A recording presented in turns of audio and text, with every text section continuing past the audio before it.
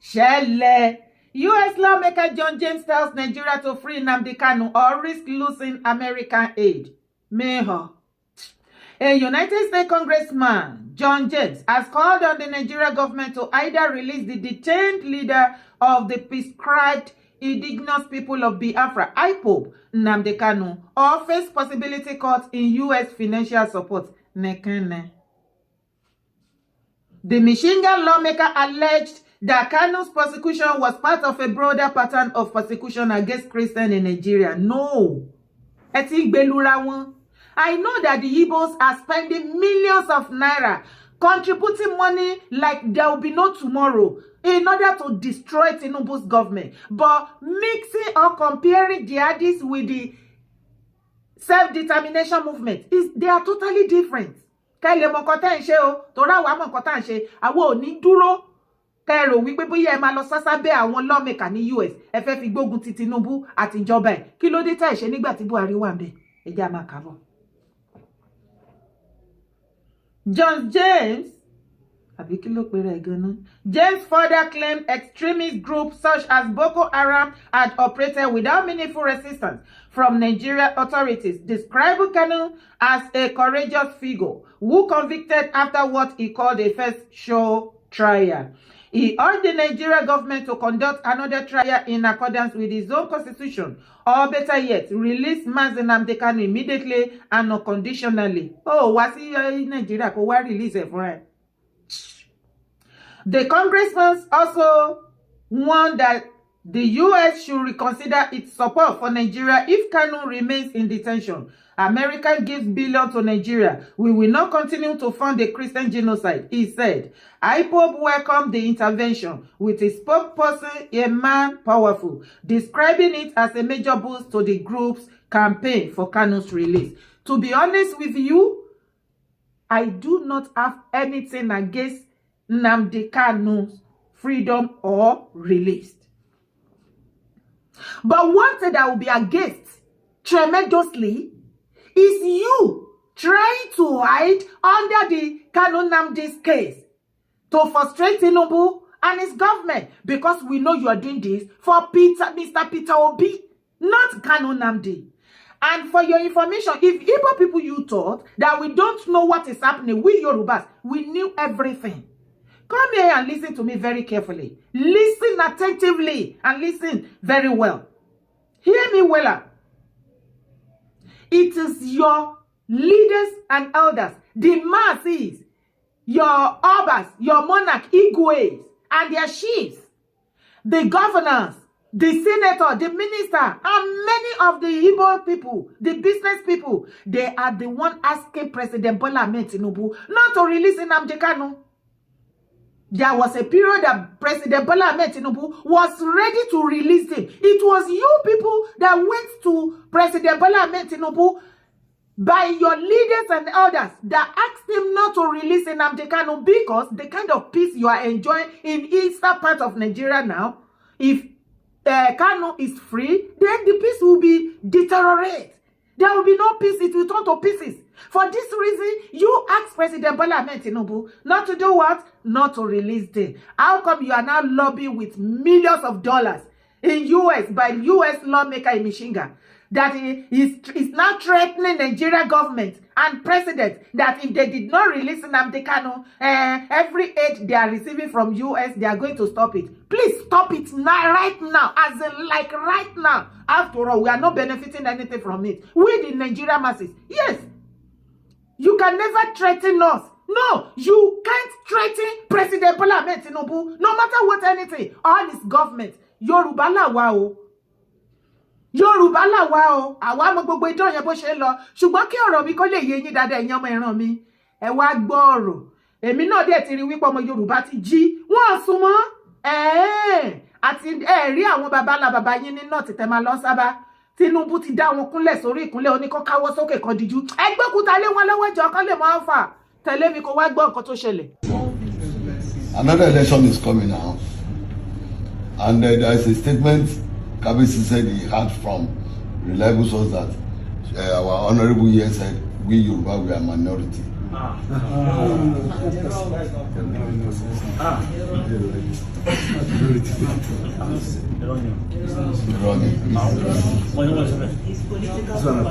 Propaganda. Fine. Well, I agreed because the time Kabisi told me this, I opened my mouth. Somebody behind me say, I can't close your mouth now. Because I was wondering. All non-coming, I apologize for all. It was not deliberate, but it was exigencies of time. And I assure Kabisi that the remaining 1 year before the next election, I'll do something that you remember. That's all I want to assure you. This is some of the things we have done that we can verify. So we kept it there because these days records are not, documentation are not properly kept. So we want to document our efforts. And this is, we stopped at our last Thanksgiving. Our last Thanksgiving. September last year.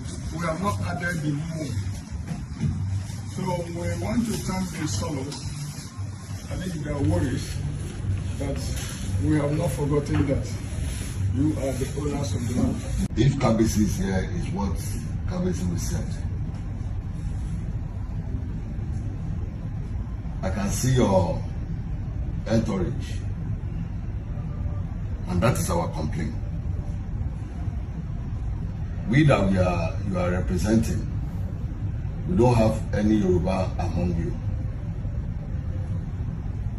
Even though if there is,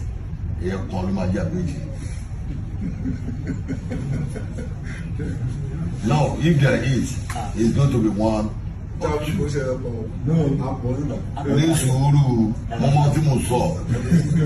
If you complain that way, even though if I don't move with you guys, there is complaint that always come to the palace that our honorable did not focus on Yoruba. Even though you want to do 10 something for the constituency, maybe 7 or 6 will go to Igbos, while 3 or 4 will come to Yoruba. They have been complaining it. But whenever they are saying it, they hammer me. If I tell lie, God will judge me. Alright, Daguni. Dagulu Lomua. Daguni Gentle. That is how they attack me, but I don't have anything to say. And the principle of this issue is that for you to come and bring envelope, bring drinks, is not what we are asking. You understand me? The Oba is the head of every one of us in this community. We are all his subjects. And you are having 2 Obas in your constituency, that is Osolo and Ojon of Ejubu. And when we are talking of arrowhead of the Oba, is Osolo, because it's ancient Oba. The first Oba they are having in the Ejubu is only Morufo Ojola. Talk less of where they have over 40 Obas. You don't normally visit the palace or communicating with the royal father himself. That is Kabisi Osolo I'm talking of, I'm referring to. And that thing that, it doesn't go well down with him. We want to do the, what do you call it, opening of the palace as a commissioning the new palace. You are not here. Assembly 2 is not here. And I know what they talk in your absence is that if it is Yoruba, it will not be like this. Because Jude and what do you call this one? No, Jude is assembly. Ngulu. Tony Ngulu. Ask everybody in this constituency. It's only God that did it. But through me. for them to have the ticket and skate through. They turn back to this Isolo entirely. They turn their back against this Isolo. We did not see them throughout their tenure. This is how they play us. Hey, can you see? Share yewa. Ewana. So, ọmọ Yibo lè kàmù báyìí. Bàbá tó ń sọ̀rọ̀ yẹn tó lóun tẹ́lẹ̀ àwọn iṣẹ́ táwọn ti ṣe tó jẹ́ ìkan lára àwọn House of Rep wọn ní Ìsọlọ̀. Kò wá sí ojúlówó ọmọ ọkọ Yorùbá nídìí ìyá nídìí bàbá tó competent láti represent yín ní Ìsọlọ̀ débi tó fi jọ ọmọ Yibo lẹ wá fi represent the same set of ọmọ Yibo tí wọ́n kọ lẹ́tà gbọ̀rọ̀gbọ̀rọ̀ pé tí bàbá Tinubu tó bá máa ní ìdìbò wọn táwọn bá máa fún wọn ní support tó ń demand tí ò bá ti lè fún wọn ní constituency yẹn káwọn náà dẹ̀ máa jẹ governor ní Lagos State and so on and so forth àwọn ò ní support bàbá Tinubu second time the same set of people ṣé ẹ̀yin lẹ wá kàmù báyìí ní Ìsọlọ̀ máa wá lísì sí ọ̀rọ̀ yẹn dáadáa o ìgbà tí wọ́n náà kọ́ pálásì tuntun fún Ọ̀sọ́lọ̀ fún Ìsọlọ̀ ọba Ìsọlọ̀ tó ń ṣe housewarming ẹ̀ kò lọ́bẹ̀ o kò dẹ̀ yan representative kọ́kọ́ síbẹ̀ o tó dẹ̀ represent wọn o ká lè mọ̀ pé èèyàn ọmọ Yorùbá alábòsí kan ti yé ti ta ẹ̀yin tẹ́ wà lọ́dọ̀ ẹ̀ tó ń sọ wípé ọmọ Yorùbá ò sí tẹ́ tó sí kò sí lára àwọn tó tẹ̀lé wa tẹ́ ẹ̀ sọ wípé Yorùbá ni yín o Yorùbá ni yín o Yorùbá ni yín àrà ti pa yín so èmi kàn rí pé ẹ̀yin tẹ́ ẹ̀ sọ wípé Yorùbá ni yín yẹn ìsáídà kó jẹ́ pé bàbá yín ọmọ Yorùbá àbí ìyá yín ọmọ Yorùbá èyí tó kù ọmọ Yibo ni kì í ṣe complete ọmọ Yorùbá ni yín so ọmọ Yibo lè gbà wípé Yorùbá land belongs to Yorùbá people abẹ́ni ò gbọ́ nǹkan tó sọ ní bí yẹ́ ò gbọ́ dáadáa ó ní to their worries thank you we agreed that Yorùbá land belongs to you you are the owner of your land yet you see you send your youth to be attacking us, calling us different kind of bad names on social media. You need to go on TikTok and see them. Have you forgotten one of the Igbo girls in Canada some years back, or maybe in US, that was threatening us? For you to know the kind of hatred the Igbo has against we Yorubas. Yoruba are not the architect of your political problem in Nigeria. Our Yoruba political class, our Obas, and including Yorubas, we are not the problem to your political problem in Nigeria. Igbo should get that into their skull and have peace of mind for once. And one of the reasons why that I know that Igbo politically in Nigeria, very, very soon, give it like 5 years plus, you will be like a stranger totally in Nigeria. Yeah, politically, you are zero already. You know why? Because of your hatred towards Yoruba people. Because of your hatred politically. Because you don't know how to play politics. Everything Igbo does in life, they do it with hatred. Even though you handshake them with friendship, they return their handshake with evil, with hatred. There is nothing Yoruba did or doing in that Yoruba land, not in Igbo land. They will be condemning us. If you think I am lying, why are the IPOB waiting for President Bola Ahmed Tinubu to become president of Nigeria before they begin to lobby with the US lawmaker to release Nnamdi Kanu? What happened to the same late President Buhari that arrested him in his regime? Why didn't you go and lobby? Because it is Yoruba that is there now. We know that you hate us. And you know what? Go to US. You can even go to the President Trump by himself and lobby. President Bola Ahmed Tinubu will do that in 8 years. If you want to pine, better pine now. Politically, Igbos are marginalized in Nigeria because of their hatred. And you know what? There is no one day that the Northerners are going to like you because you don't like them. Both of you hate each other. You know why? The Fulani Caliphate and the Igbos, they have devilish things in common. The same Fulani, they want to go to every other people's land and take their land and property. The same thing applies to Igbo. Name it any country you see Igbo residing. Give them 2, 3, 4 years. Give them that few years to start doing business or working or living there peacefully. The next day, they will start looking for how to send you back in your own land. They want to take your land. Of course, by their attitude, they will be asking you, if truly you are the owner of that land, why did you accept us? Why did you allow us to be living with you? So it does not belong to you anymore. We have been buying your property and automatically your land belongs to us. You see how daft they are. And for them to know the kind of hatred they have towards Yoruba. Títí ọjọ́ ayé yín tẹ́ bá ń gbógun ti Yoruba kò sọ́jọ́ tẹ́ máa lórí tẹ́ máa make orí or success. You will never be successful politically in Nigeria. Yes, it's not a cause. I am telling you the reality.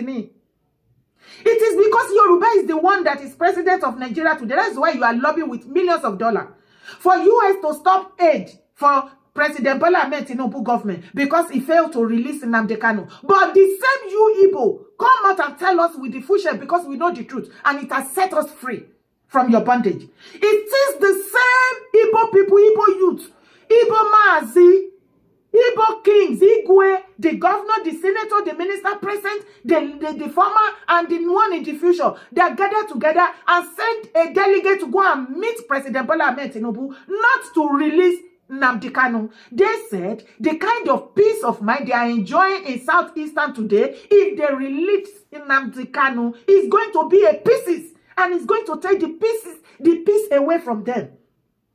How come it's now Tinubu that you guys are lobbying millions of naira that US should do this and you are forcing President Bola Ahmed Tinubu? Tell your US lawmaker that collected millions of naira from you to come to Nigeria and release him by himself. Tagbara ti eba ti debe. Ẹ fẹ́ rí idán.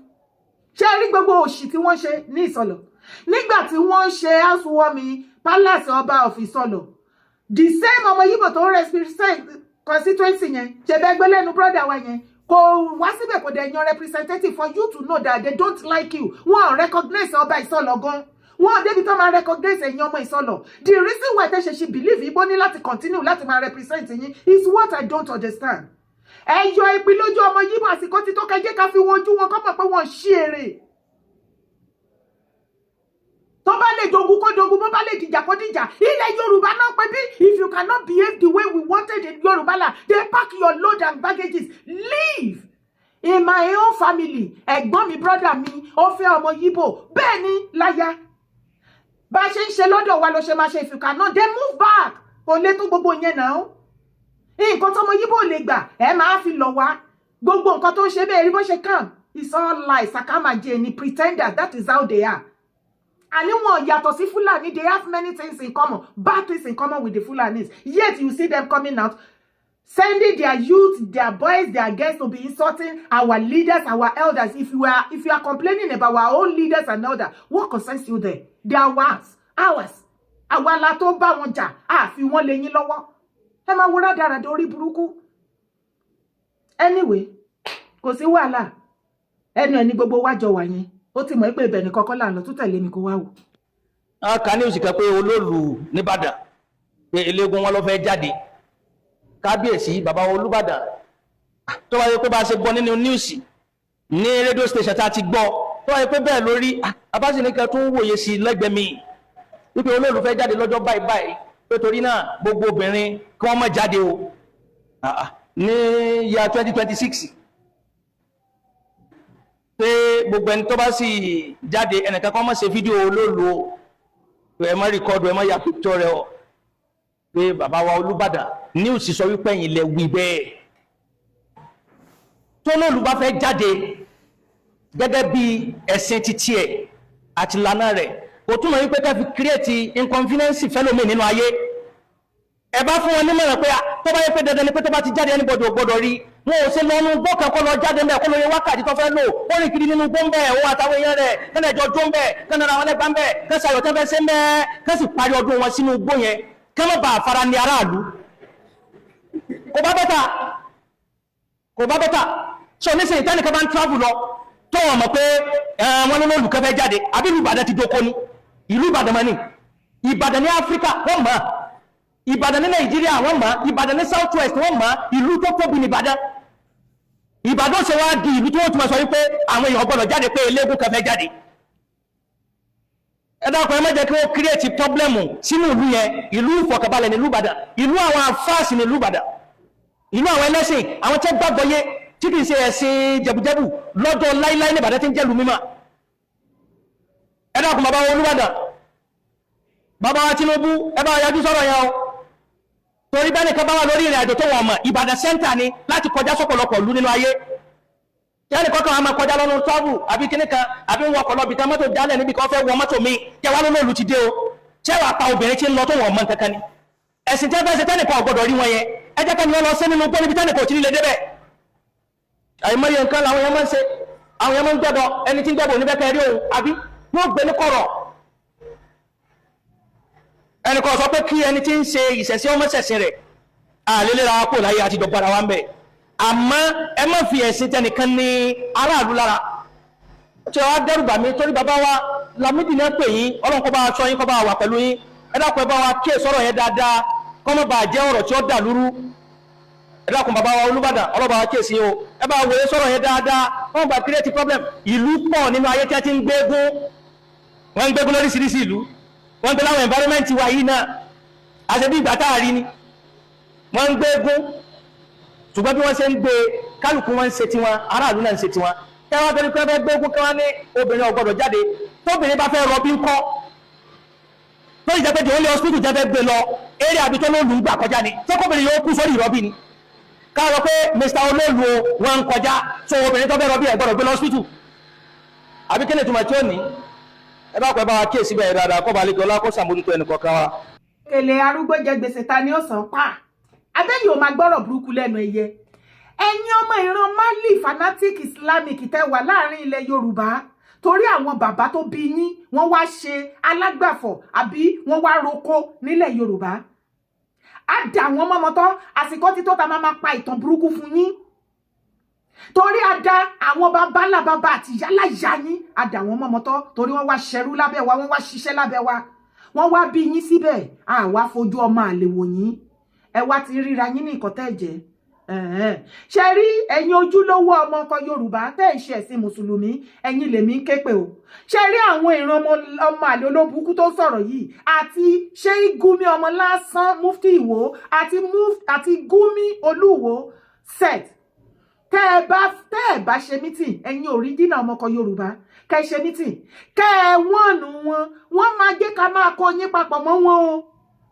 Torí ibi tọ́rọ̀ yìí ń lọ nísìnyí ó ti wá dójú ẹ̀sìn. Ṣé ẹ̀yin ọmọ Mali, ẹ̀yin ìran ọmọ Mali, ọmọ ìran kíran ọmọ àlè tẹ́ kìí ṣe ọmọ ìran kóòtù torí ó dẹ̀ pẹ́ ti rí Yorùbá fín kóòtù ajíire tẹ́ kìí ṣe ọmọ ìran wa tá àmọ̀ ìyá yín rí tẹ́ wá sìn wá tó yẹ pé wá roko fún wa ní ká jẹun tẹ́ wá pọnmi fún wa ká wẹ̀ ká fọṣọ tẹ́ wá ríra yín tẹ́ ìpẹ́ra yín ní nǹkan tẹ́ ẹ̀jẹ̀ tẹ́ rò wípé fẹ́ bà ilẹ̀ Yorùbá jẹ́.